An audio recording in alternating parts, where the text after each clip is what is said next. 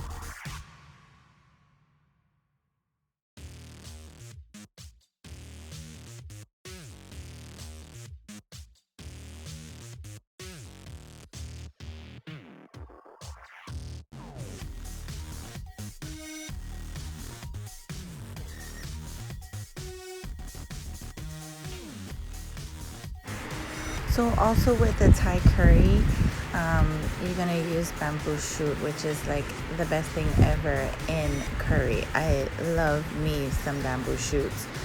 So basically that comes after the squash, so you can add more flavor. I don't drain it. I like the juice because it adds more flavor to the curry as well.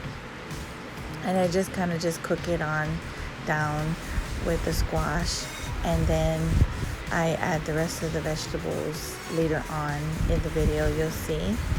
So just basically just simple type of cooking, easy to do with your family. And with curry, like you can make so many things with curry. You can even use fish or no seafood or no meat, because you can use chicken and you can also use beef as well. Not ground beef, but like steak and stuff. And however you want to make your curry, that this is like the way to do it. Just add in whatever type of meat you're feeling or seafood that you're feeling, and it'll come out delicious no matter what. Thai curry is the bomb. Also, if you can find at the store some Thai basil, that works even better than the regular basil. So just keep that in mind as well, okay?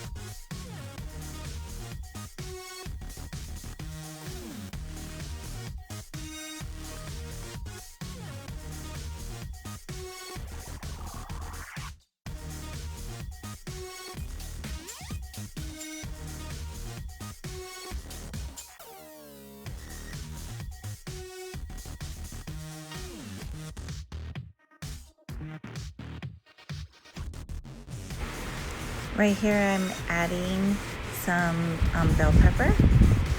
Of course, you don't want to add it at the beginning part. You kind of still want to have that crunch with your curry.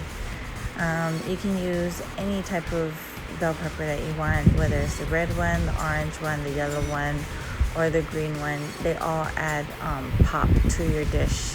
So if you want to look for like color, then add the red or the orange or the yellow bell pepper along with some green bell pepper as well, just to give it that extra flavor.